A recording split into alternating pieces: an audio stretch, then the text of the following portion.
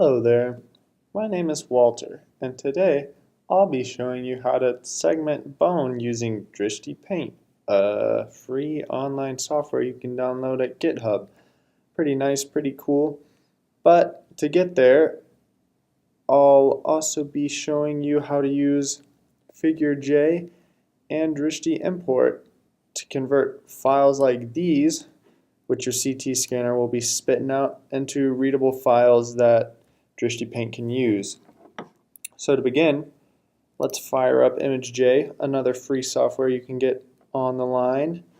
And what we want to do is import an image sequence, which is all of these files. It's already locked into my dialog box, and 2,895 is an awful lot of images to be importing, so we just want the ones that have .cb, and that brings us down to a manageable 964 files to be dealing with, which is great. Let's just wait for that to import.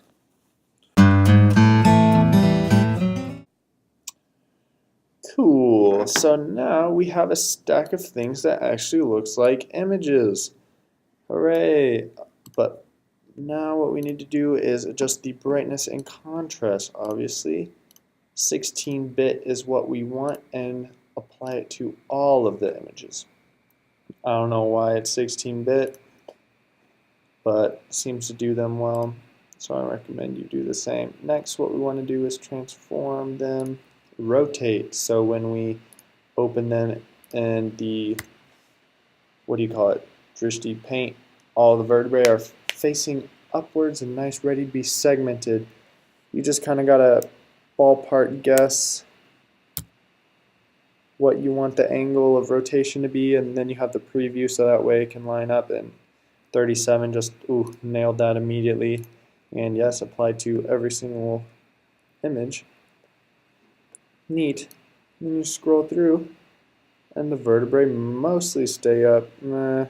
Down towards the end and get kind of wonky, but you know what, snake skeleton is completely vertical all the time. Next, what we're going to do is crop the images. You just click anywhere and drag this box, and we're going to be watching to make sure that none of the bones cross these yellow lines, but because we're dealing with so many files, we want to cut off as much as we can to save us space later. As you can see, I'm not adjusting the box for this vertebrae because we've reached the end of our scan and it's outside of the field of scanning view anyways, so there's no way that we could segment it. So I'm just going off of this one. And let's keep an eye on the left side over here. Doesn't look like anything important crosses. That's actually part of a vertebrae. So we go to crop.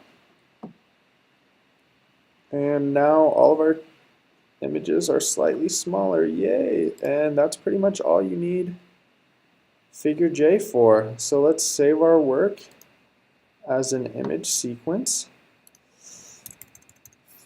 Let's call them crop_rotate.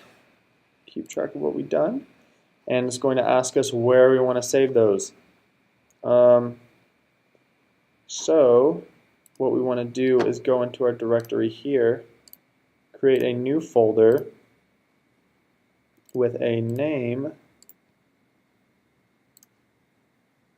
that is the same as what we just, paste it, but now we want the extension to be TIFFs. Cool. And with any luck, that will show up when we open up this. Oh yeah, look, there's our folder, and we want to save it there. Oh yes, perfect. There we go. Now it is saving. Perfect. And that's all we need Figure J for, and we don't want to save things just in case we go back and we realize that we messed something up. We don't want any of these destructive processes to be saved. So great, now We can open this up and look, we got our 964 TIFFs, baby. Which Drishti importer can read. So join me in the next video where we learn about that. See you soon.